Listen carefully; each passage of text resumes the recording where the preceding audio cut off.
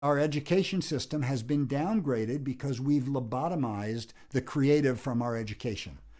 So the first thing I'd say is that we need to understand that the real source of American power is our creativity and our ingenuity.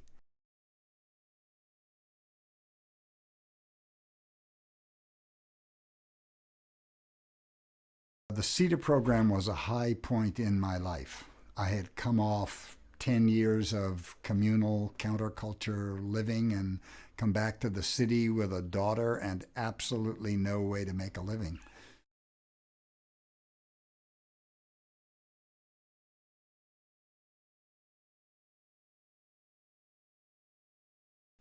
The CETA Arts program had an effect kind of like pouring water on a flat tabletop. It went in a lot of directions.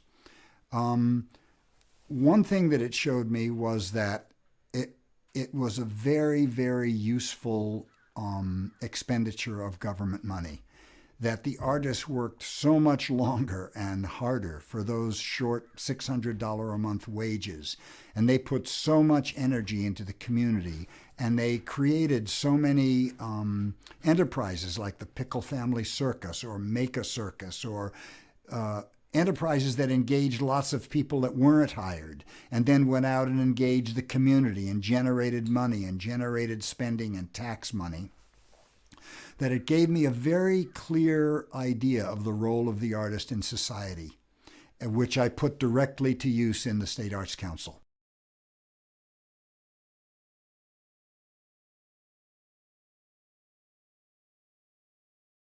We created 14 or 16 interagency agreements where we sent artists to Department of Corrections, Department of Education, and got them to pick up half the cost. We had artists designing films on teenage pregnancies with high school students and making a film that won 5 Emmys. We had artists designing the posters for the state parks. We had artists creating historical plays. We had dancers creating movement exercises for senior citizens.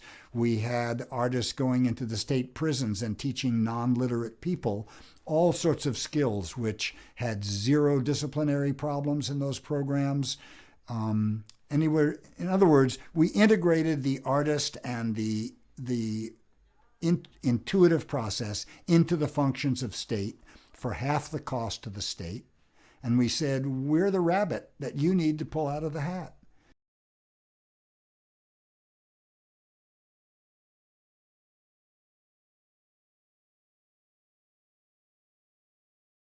If you look at band uniforms, musical instrument manufacturers, tape manufacture, digital recording devices, canvas, framing, we sat down for a weekend when we started the Arts Council. We made a true map of the environment of the arts, which we used as the basis of our political organizing, and it covered the entire culture of the United States. So for my money, there's no single more popular, more engaging, more amusing, more profitable community to support by government than the arts.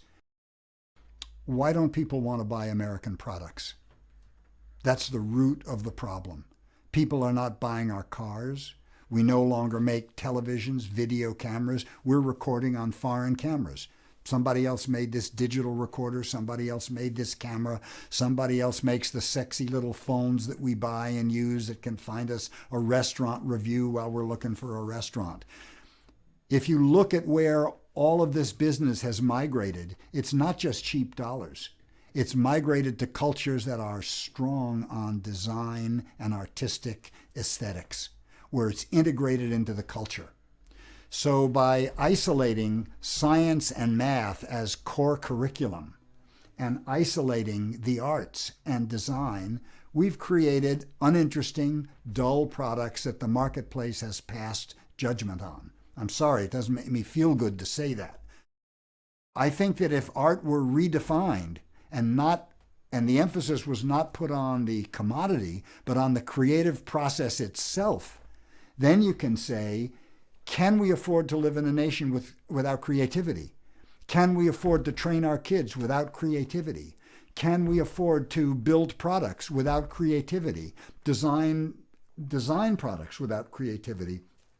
Everybody would get it. Everybody would say, no, of course this is a useful expenditure of funds.